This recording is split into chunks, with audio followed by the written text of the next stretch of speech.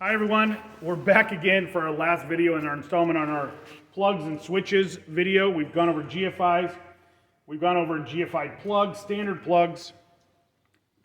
lights, and switched lights. Now we're into three-way and four-way switches. This is the unicorn of electricians. I swear more people screw this up than anything else that's out there. I'm going to try to make it real simple for you guys. There's a couple different ones that are out there that are not legal. These are the two versions and a four-way switch we'll go over at last, okay? So what we're going to talk about here is we have our first three-way switch. So let's go over some anatomy here. We have a gold screw, and a black screw. The black screw is the common. This is where the hot's going to go and where the switch leg is going to go. It doesn't matter how it goes, and then the gold screws are for your travelers. Those are going to be the wires that are just traveling between. Not always are they going to be gold, okay? So you're going to have to take a look and see. But you want to make sure when you pull it out, it will actually say common on it, which you guys, I'm sure, cannot read that. But it does say common, and it does say this: do not stab in the back of switches or plugs or anything. It's the wrong way to do that. That's for residential idiots that can't do actual wiring. So we're going to use our screws. So our travelers are going to do here, and we're going to have our black screw here. All right, come on in, guys. So this is how I recommend always wiring three-way switches. They're not always wired that. So if you're pulling one on the wall, make sure you're looking really close to the one you pulled out to make sure you're putting it back on the same screws, okay? So our first one is we're going to have power coming in. Neutrals, everything's here. We got a good neutral here that's just landing in the box. It's coming out, going over to the next box, and then going from there into the light. It is not stopping at either of the switches, okay? But what we are having is we have power coming in onto our black screw or our common screw. And then we have two travelers coming out, which will depend on how you flip the switch, which one is live. So one will be dead, one will be live, and then you switch and it will go the other way. So this switch is in here. It does not matter which way you put it. They'll all get mixed up as you do it. You can kind of mix them up and down as you're trying to make them work properly. So we've got our two travelers. This will be done in a three-wire Romex or a three-wire circuit. You'll have red, black, neutral, and ground. So we have our neutral landing here in case we wanted to make this lit. They do make these in lit versions, or rheostats and all kinds of other junk. Come over here to our second three-way switch. We're going to have the two top screws, which happen to be gold on this one, are going to be our travelers, and our black screw, which is our common, that goes over to the light. Remember, the neutral and the ground are just connecting here. The neutral does not touch these switches unless we have lighted switches, okay? So we're going to come over here to the light. So as we turn them on, they'll do different things. So if I flip the switch one way, it's going to connect up here. If I switch the switch the other way, it's going to connect here, and vice versa. So when we're done, we want to be able to turn on and off here and turn on and off here, no matter which direction this one's in. So if this is down, this one should be on and off. If I flip it up, I should be able to come over here and do the same thing. Both of them should operate independently. Here's the exception to the rule of having a neutral inside of a box. If you are controlling two separate items, or you're controlling one light with two separate switches, you can have this as what we call a deadhead, or at least that's what I call it. So I call it a deadhead because it goes into a dead, and then it passes back through. A little bit more complicated. Do not wire this way because it leaves this one without a neutral. Okay, so we're going to come in here. We're going to have our hot coming off here over to the common. We're going to have our two travelers go back here, same way. We're going to take our neutral out of this three-wire, this circuit here out of our three-wire. We're going to have the neutral. We're going to mark it as black over here, and we're going to come down here and we're going to mark black on this one. All the neutral is doing is becoming our traveler back for the power.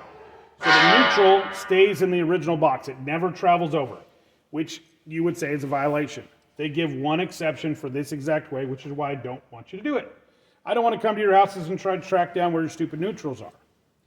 So here we go. We're going to come from here. We're coming out of our common. We're going to come all the way back around and connect up to the hot that goes back out to our light here.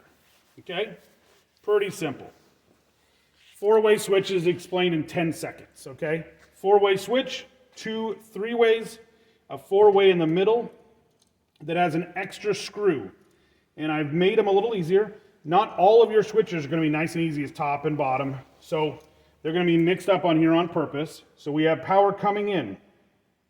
Power goes into our three-way, goes over to our four-way switch, then travels over again into our three-way. Remember, we're dropping the neutrals in each box.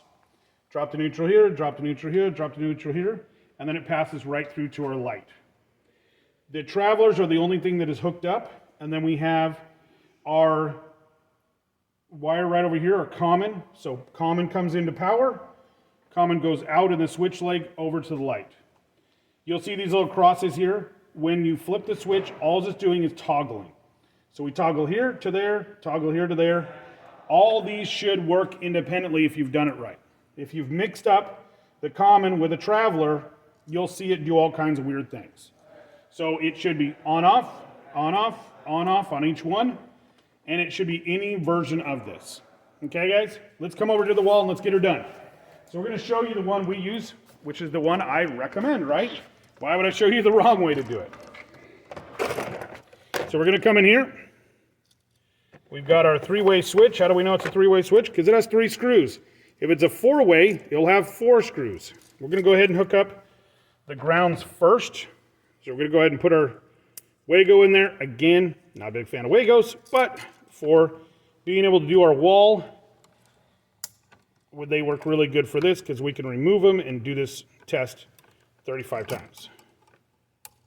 Okay, we do a tug test, and a tape if we were going to leave this alone.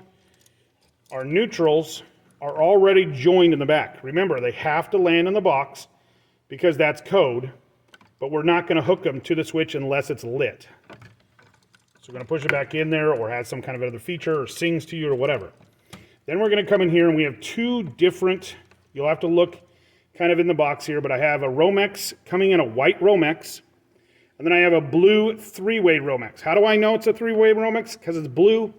Not all of them are going to be blue, guys. That's the new color for the wire here. You know, each wire changes color based on what it is. Orange is now, what is orange now? Orange is 10 gauge.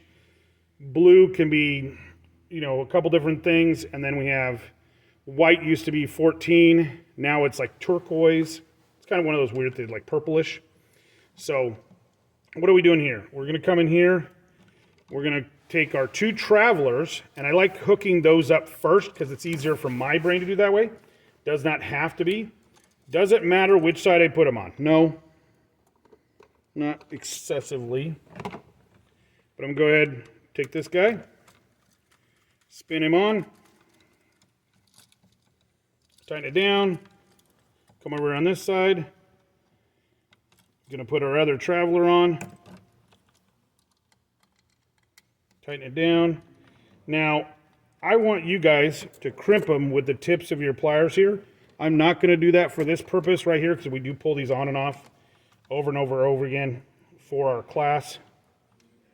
Now, you will see real quick why you want to crimp them down, because this one pulled the coating into the circuit. So we'd want to make sure that guy was all the way in there, and then we did crimp that guy off to make that work. So we didn't have any of the actual coating mixed up in there. Okay, now we're going to go over here to our common. We're going to put our common on. Remember, that is the line coming in hot on this side. So power is coming in, or power is going out to a light switch. We just happen to know that this one is. So we're going to go ahead and put our grounds and our neutrals in the back here. We're going to go ahead and pull our switch up.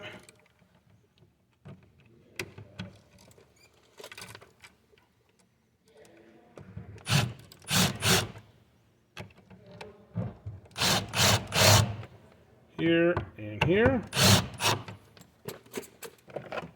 We go ahead and put our plate back on.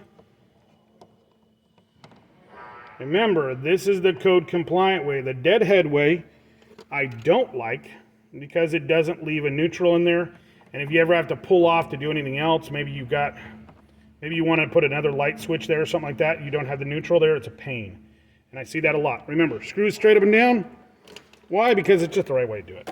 All right, we're gonna come over here to our second one here. So we're here in our three-way again. So we're gonna take our three-way, we're gonna hook up our grounds first. We're gonna hook up our grounds first. All right, guys, so we've made up our grounds here all together. So we're gonna go ahead and hook up that first.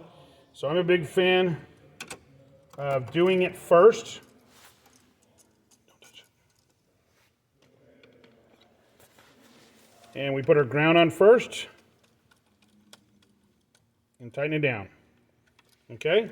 Once we've got our ground down here, we're going to take our neutrals. And remember, the neutral is just coming into the box and all the way out. So we're just going to make those up together. So we've got a 2-hole Wago here. Going to push those together, lock them down, do a tug test. These tend to pull out in my experience here. We're going to take our 2 travelers. How do we know they're coming in from the travelers? Because they're coming in from the 3-wire. So there's a white, red, black coming in. I know those are my travelers. So my travelers, I can go ahead and put on here. You're going to want to make sure we tighten those guys down. Let it go.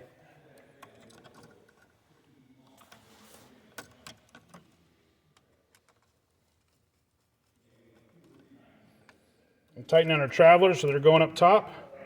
And then we're going to flip it back over again and put on our last wire here.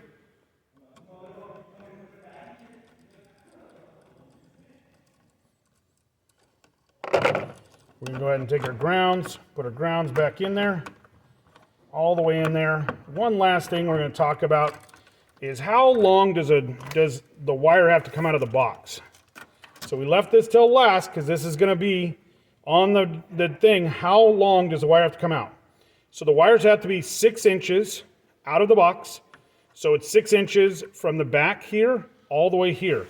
So we need 3 inches of wire coming out. I usually like to see about 7 or 8 because I'd rather have too much wire than too little in case there's a problem with the plug. So we have to have 1/4 inch of Romex sheathing coming down into the box.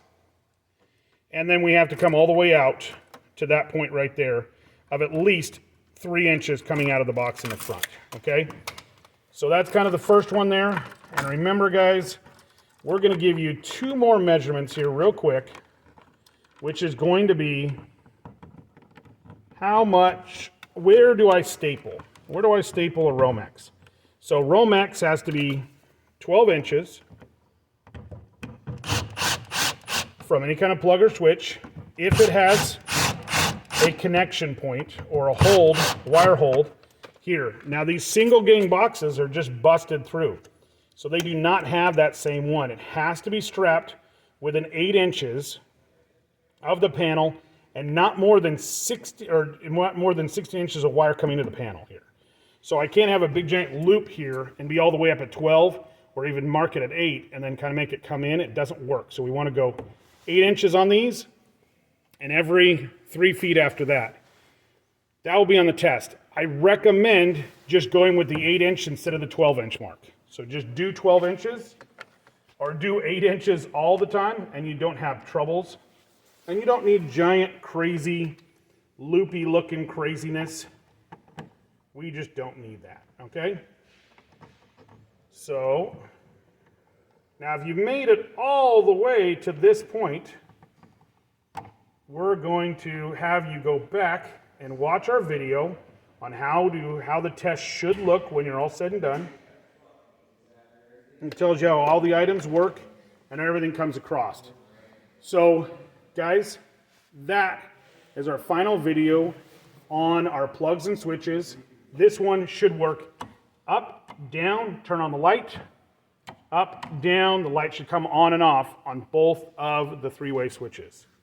So as always, guys, have a great day. Remember, these are for review purposes only, not intended as training. We're happy we are here. but we do want you to understand, go get trained, learn how to do this properly, and that this is for our review purposes. So like, subscribe, and share, guys, and leave comments down the bottom. Tell me what I did wrong. Tell me you liked the video. Doesn't matter to me. I like to hear from you guys. Thanks a lot. We'll talk to you later.